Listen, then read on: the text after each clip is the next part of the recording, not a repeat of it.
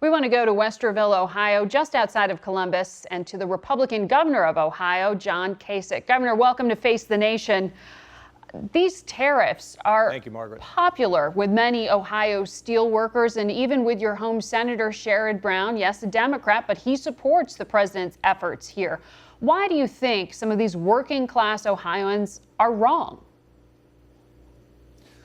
Well, because there's almost unanimity among Republicans, Democrats, all the people that study these things, and we go back to the days of Smoot-Hawley. You get into trade wars and you take a nationalist approach to the economy, and as the President of France said, when you take nationalism as approach to your economy, it can lead to war. And we know what happened when we've imposed all these barriers on people in the past. The economy slowed down, people paid higher prices, and then beyond that, it increases acrimony among our friends. I mean, we're punishing our friends. And you know, Margaret, I know that the theory is that we should put America first, but frankly, I think this approach is America alone. You take these tariffs being put on our allies in an improper way. If they were cheating, that's one thing. But they slapped this on under a phony excuse. We're going alone on that. We withdrew from the Paris Accords. We withdrew from the Iranian deal, which they're furious about. We didn't get in the Pacific Trade Agreement. I mean, all these things together are meaning that even though America is so strong, we're going it alone. It's not America first, it's America alone. And I think it's just not good policy. In fact, it borders on dangerous, in my opinion. Well, your point is taken on the international scale, but for those steel workers in Youngstown, Ohio, I mean, how do you explain how to protect their jobs? Is this just an industry that can't be saved at this point?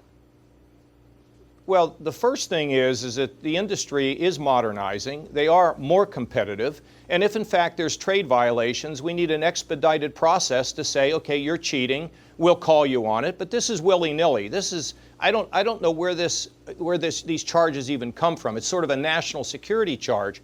But Margaret, our economy is changing dramatically. And one of the things we're not doing is preparing people for the changes that are coming, not just the steel industry, but in so many industries. And frankly, our education system is behind the curve. And at the end of the day, when you talk about trade, we have 40 million Americans that work in trade-related jobs. Most of the export activities in this country are done by small and medium-sized businesses. What this is going to do is cost consumers, slow down the economy. It's not prudent, it's not smart. Now, the actions against China, who stole our intellectual property, we're all in agreement on that. But we've been through protectionism before, and it has failed. It's produced inferior products in some respects because there's no competition. It's driven up the costs, and those very steel workers will find out that things will cost more, and what they will buy will not be good. So I hope the administration will back away from this policy. That's what I hope that we will do. And at the same time, make sure that we're thinking about our workers. Make sure that we have a program in place to give them a bridge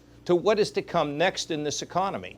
Have you calculated what the cost to Ohio would be if Canada and Mexico and the European Union go ahead with these tariffs?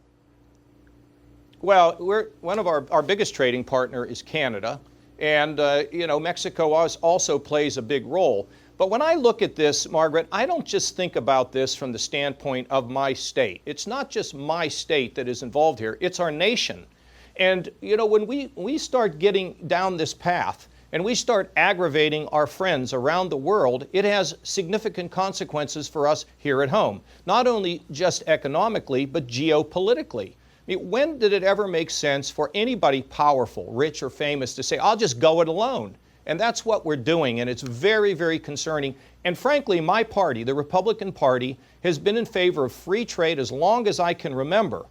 I'm one that was always a little bit suspicious about it because we do need to have a process to call it on countries that cheat. When they cheat, we call it on them. But when they're playing by the rules, we have to go along and do better. But how do you make the case to bring people back to the party of free trade? Because the president ran on this platform and it was popular.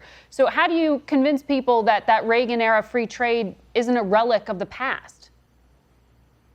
Well, because when we take a look at what free trade has done for us, it's lifted more people out of poverty all over the globe. It's produced better products for us here in the United States because of competition.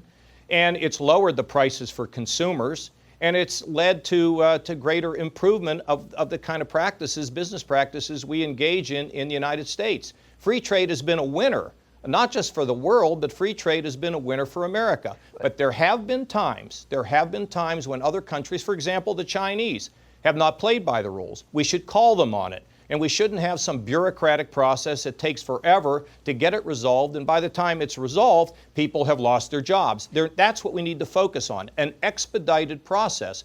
But walking away from free trade and going to protectionism is going to yield, again, products that are not as good, products that are going to cost more, and it's not going to lead to kind of the ingenuity that the American worker is capable of. Well, certainly Republican leadership in Congress would agree with you on those principles. They're not happy about what the president's doing, but they're also not stopping him, or they're unable to stop these tariffs. Well, look, Margaret, I have been frankly shocked at the fact that our leaders think they have to ask permission from the president to do anything. This is very foreign to me. It's alien to me. When you are elected to the United States Senate or the United States House of Representatives, you have a duty to represent your district, but most important, represent your country, not to just be thinking about your political party. So what should Mitch McConnell and Paul Ryan be doing right now? I think they ought to make it very clear that they're not going to just sit back and tolerate this, that they're going to do whatever they can do legislatively to send a clear signal. The same way they ought to be doing these things on the issue of DACA. Those are the dreamers that are here. You know, it's like, well, we don't want to pass an immigration bill because the president might veto it. Well, send it to him. Let him veto it.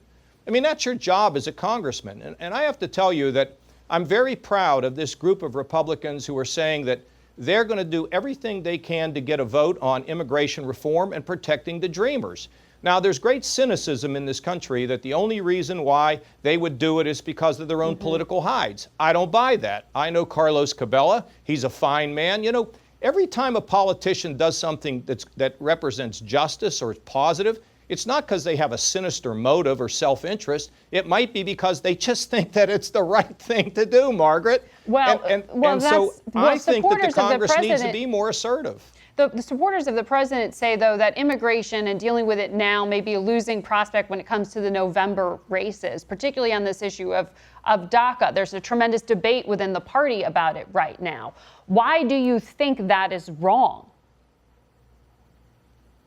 Because, Margaret, we have 800,000 people who came to this country as children. They violated no law. They're innocent people that came to this country who are great contributors to what is happening in this country. They're part of our fabric. And now we're going to turn around and ship them out. And you know, what I'd say to those people in my party and the Republican Party that don't like this is, what if your son or daughter had married a dreamer? Should they leave the country? If they had a child or a couple children, should they leave the country? It's just patently unfair. And you know, Margaret, everything in life is not about the next election. This is an injustice to these people. And frankly, the idea that people will stand up against their party or stand up against the president, I respect that. Guess what? I did it myself when I was in Congress, and I lead a path as governor of this state where I'm thinking about what's in the best interest of the folks here, not what the heck the Republican Party is going to say to me. That's why I expanded Medicaid. Now, by the way, so many of the states are now beginning to expand Medicaid who have Republican governors. You just have to lead. Now, that doesn't make me perfect by a long shot. But when you get into public life, you have a duty to serve, not a duty to check in with your local political boss or worry about the next election. That's why we are failing in this country to tackle major issues. Do you think Speaker Ryan should step aside before those November races? Because there are some calling for more leadership.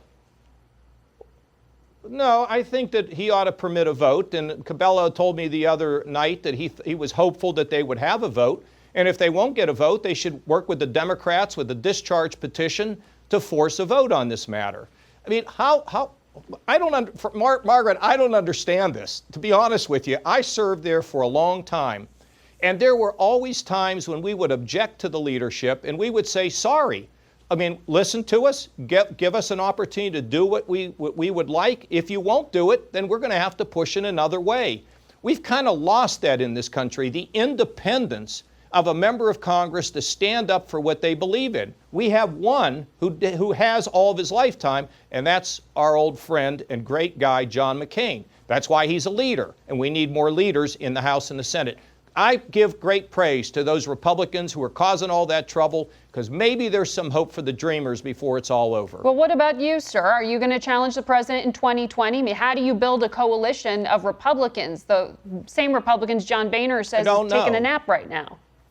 Yeah, Margaret, I don't know. I don't know what I'm going to do in 2020. I know that I believe that I need to be part of creating a network of people who seek the truth, who are objective and rational, and people who can understand that our good Lord has written some values on our chest and that we ought to follow them. We all ought to be better.